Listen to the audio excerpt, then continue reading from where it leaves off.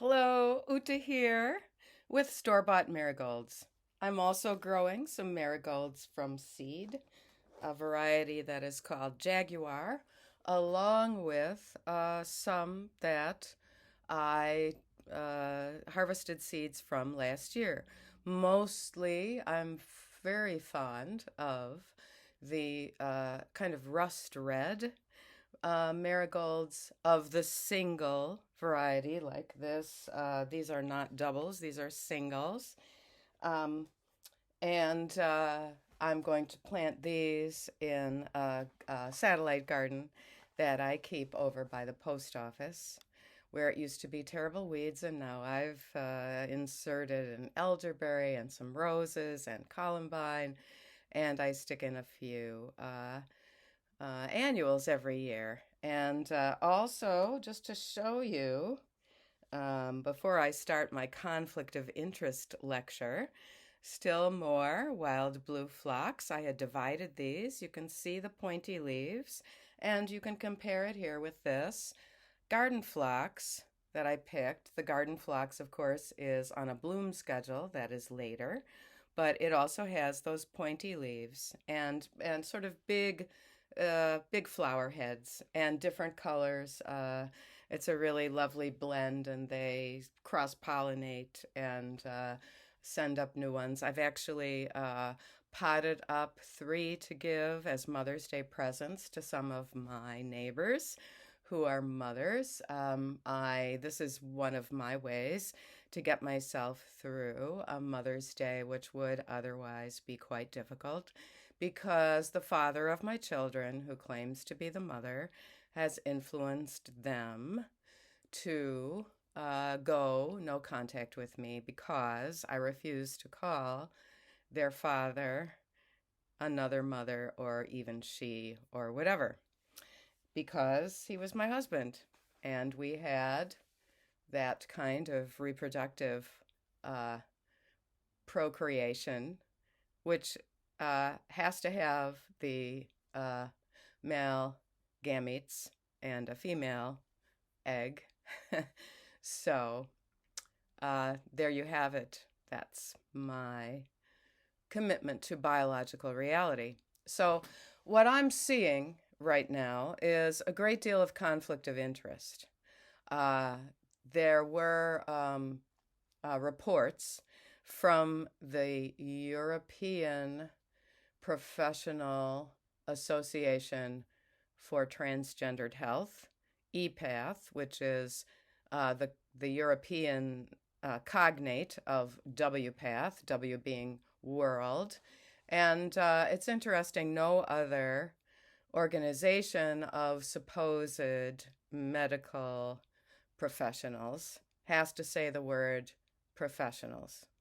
They say the word AMA, the American Medical Association. They say the word AAP, American Association of Pediatricians. They don't have to add professional because they have a medical degree. And what you will find if you do some research on EPATH and WPATH is that they already, just by their membership, have conflict of interest, because it's mostly ideologues and activists and people who call themselves transgender. Uh, and there are a few doctors, but even among the doctors, it tends to be people who ideate that they are in the opposite sex. Uh, so that's automatically a conflict of interest. Not only that, but a lot of their money comes from pharmaceuticals companies, and anyone who stands to make any kind of financial gain, either through social connections or through straight up financial gains like investments in those pharma companies, has a conflict of interest. So, therefore, I will go all the way back to 30 years ago when Nettie, my now ex husband, was attending sessions, paying cash for sessions with a non certified person whom I call Ruth the Charlatan in my memoir, In the Curated Woods, True Tales from a Grass Widow. That is from iUniverse. So it's I and the word universe.com/bookstore. You can get the very inexpensive ebook or the soft cover, both of which have 50 of my nature photographs documenting my efforts at healing from the complex PTSD, which I acquired during that decade of struggling onward, getting out there, getting a job, being attacked by Nettie and Nettie's 5 different attorneys in court, one after the other. And this all, to me, the whole ideology is rife with conflict of interest. And, going back, for example, to John Money and Volkmar Sigush and Alfred Kinsey, who were involved in adventures suggesting that there shouldn't be an age of consent whereby a child younger than some age, in the United States, I believe the age of consent is 18 for consent for any kind of sexual involvement. And as well it should be, because children can be influenced by an adult who is manipulating them and conditioning them. That other word that starts with G and is named after what we do with horses to keep them clean and happy.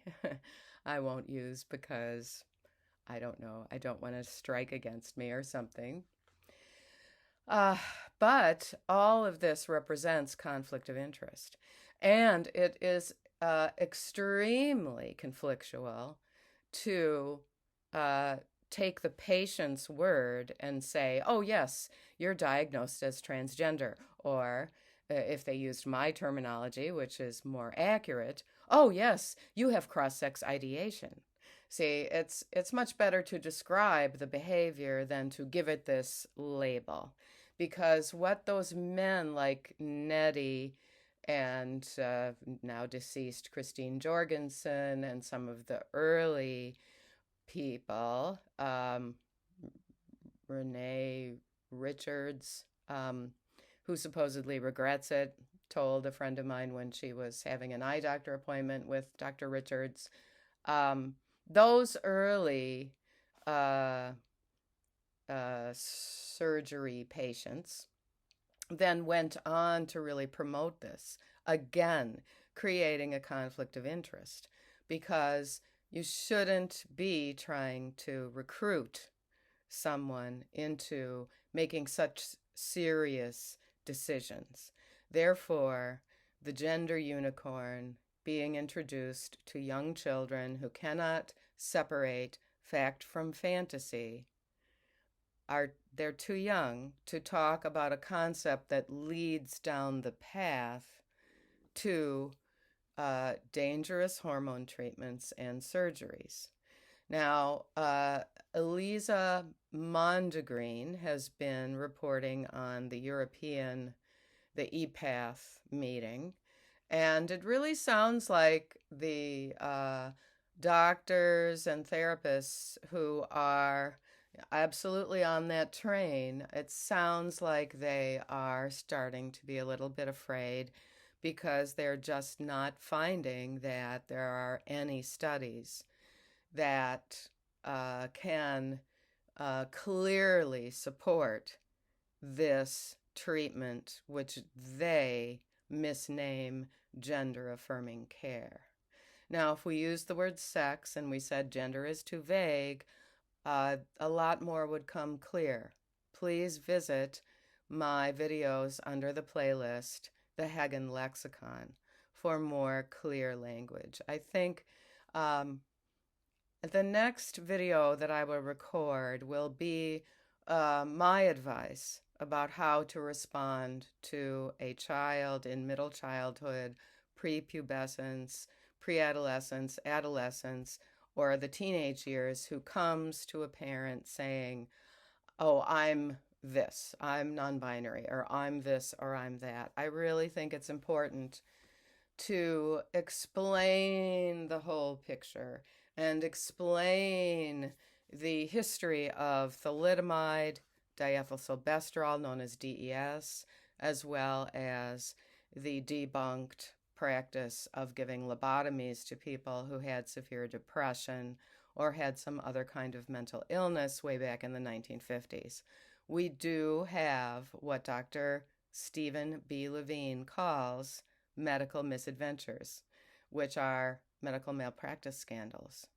Now, I believe that if Neddy had done what I asked him to do when I came back in January of 1993, and if he had gone to a trauma specialist to deal with the trauma of having a very, very difficult father and a mother who doesn't seem to protect the children from that very, very difficult father, I really think we might have had a different outcome. But instead, what he did was 7 months later, in on July 20th of 1993, he went to that PhD so-called sexologist who, in the first appointment, as she states in her sworn affidavit, diagnosed him as, in the terminology of 1993, as a transsexual. And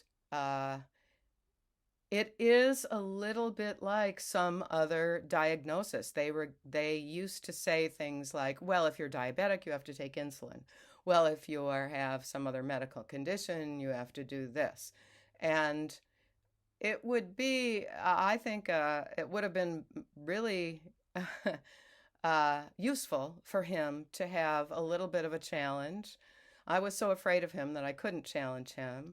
But I think that, he could have been clued into, okay, so is being pregnant a permanent condition? Can someone imagine that they're pregnant? Is schizophrenia a mental illness? Is obsessive compulsive disorder a mental illness? Do you think that you are doing some things compulsively that you feel you have no control over? See, from the words of Dr. Ray Blanchard, where he says it's too disruptive, and so you have to make a break from reality. That's essentially what he said in the Atlantic Monthly 2002 article.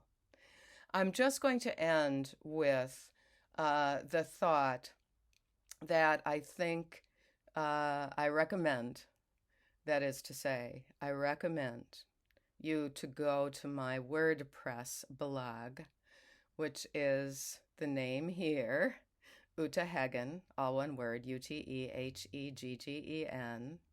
Grass Widow, GRASSWIDOW, .wordpress.com. UtaHagenGrassWidow.wordpress.com. Yes, because I'm posting and reposting a lot of the current information, and I can't give it all here, but there is quite a lot of scholarly material at my WordPress, and you are invited to comment there too. So with that, I'm going to go back out to my garden, and I'll see you soon. We're up to 900. You never know if it goes back down a couple, but thank you. And we're almost at 63,000 views of all the videos here. Please do use my Movements for Wellness on that playlist. And please do look at the nature shorts and enjoy.